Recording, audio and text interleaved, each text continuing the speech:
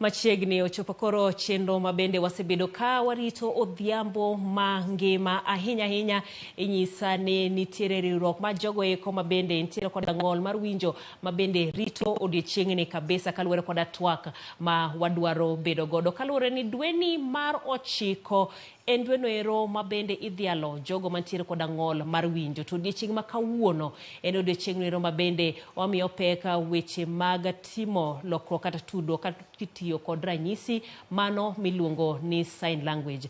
Odhiambo makawuono wendowa en iluongo ni Rahab Kimatu mabende biro tudore kodwa kende kong'eyo matuta ewi jogo mantiere kod ng'ol mano mar winjo kanyakla koda loko wach kitiyo kod ranyisi kata sign language. Oimore kendo machiegni.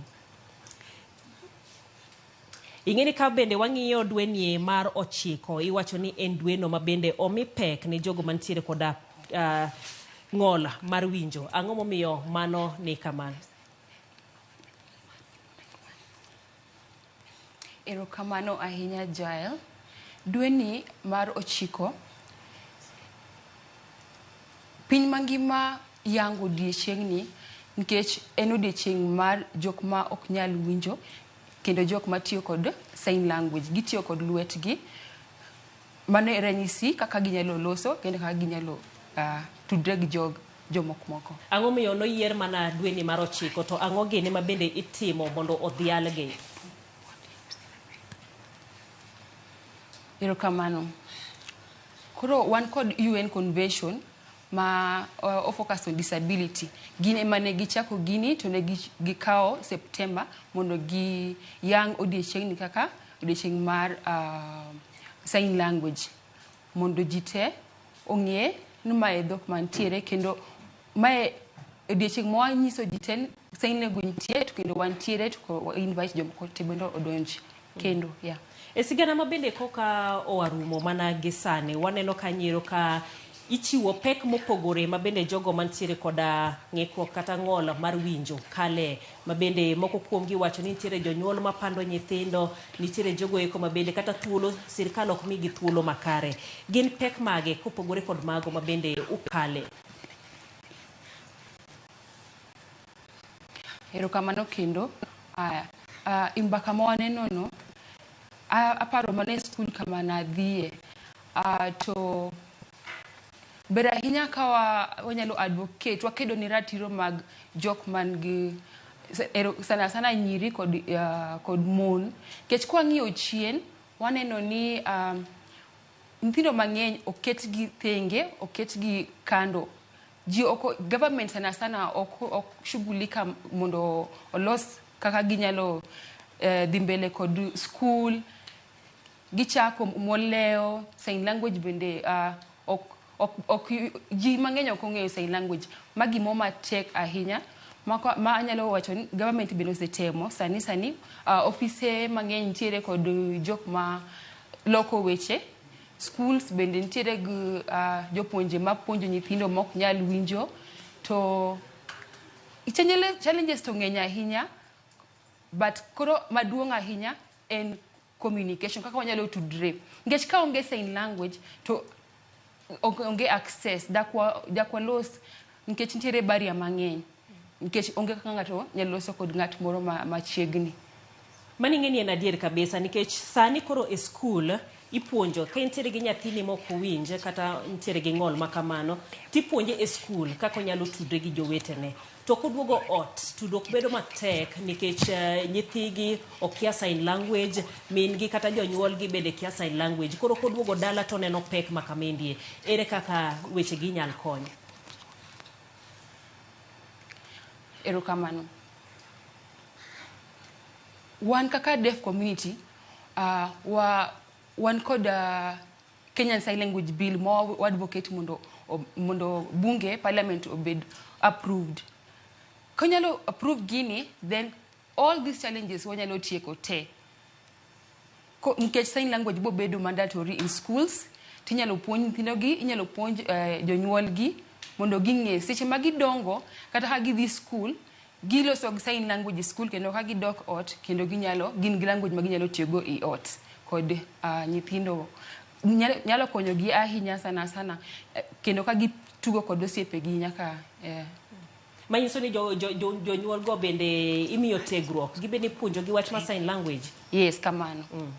Mano ni kare kabisa. To koro kawaweyo pek ma bende ukale, ntiere bende uno wuon gik ma utimo mondo omi duondu wuog oko kachacha kata weche mathago u bende ochop ne sirikal kata ochop kuonde mopogore opogore, utimo nade? Kamano. An kaka Rahab, awuok i riwruok mar Fedwen, to I'm very proud nikech an duond jok ma onge duond. Akonyo nyiri kod mon, wa advocate ne ratiro margi, kendo wamiyo gi puonj, wamiyo puonj ne mine kod nyithindo about their rights, mondo ging'e ka gidongo to ging'e rights margi from the onset. From there, kendo wapuonjo gi kaka ginyalo timo, ginyalo dak, kendo kaka inye puonj gi sign language mondo ging'e gik moko te. To maduong' ahinya, we advocate for the deaf girls and deaf women on the area of their rights, reproductive health, production, to kod gik moko te, mondo ging'e rights margi, mondo ging'e kaka ginyalo access any office. Nikech king'iyo chien, ineno nitie gik moko mang'eny, lakini we have very many things. Politics, to gionge access. For the future, gimoko nyalo change, because right now gimoko sechako change kaka sign language interpreter siketo ofisego. Mano tadiere nikech king'iyo kata nyakalondo ma bende neno pacho kendie moko kuom riwruoge kata romo mag piny owacho bende neno joloko nitiere kendo loko ne ji wechegi. Mago gik ma piny owacho osetimo. Kata kamano waneno ni pod nitiere rem moro nikech jonyuol moko pod opando nyithigi.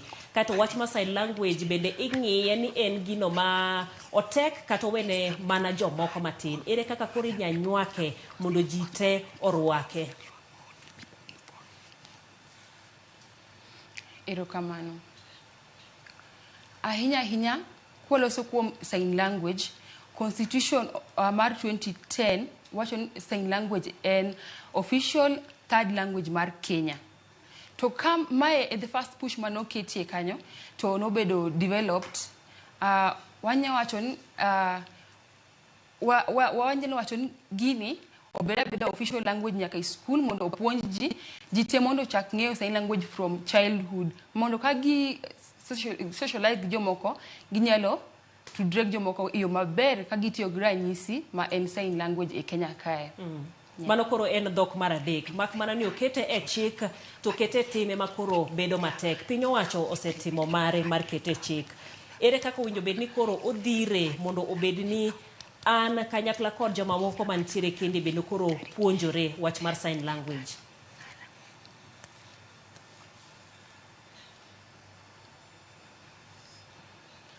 Erokamano. We are watching sign language kaka no chako. We want sign language bill.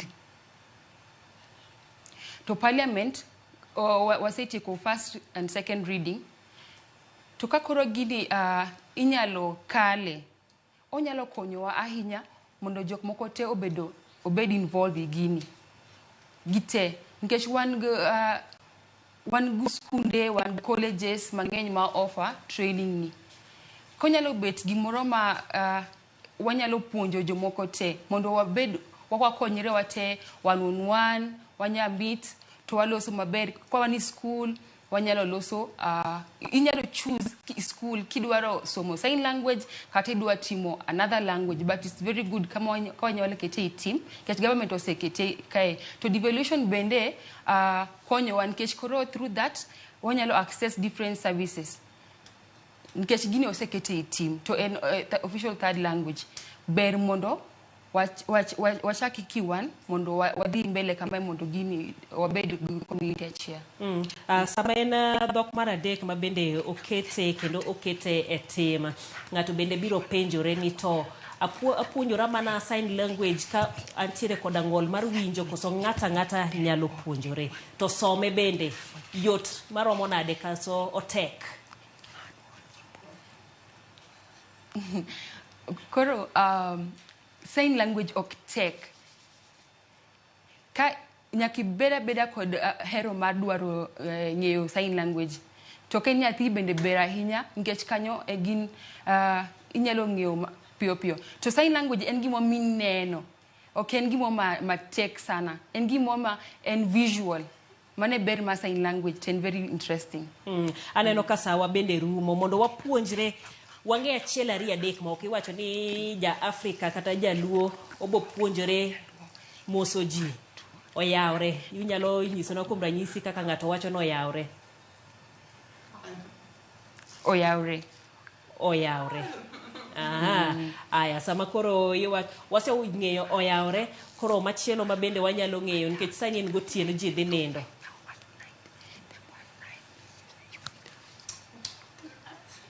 Mano mane? Mano ni maber, good night. Good night. Nind maber. Omake, wachako nwane kendo oyawre. Ma good night. Good night. Good morning, oyawre.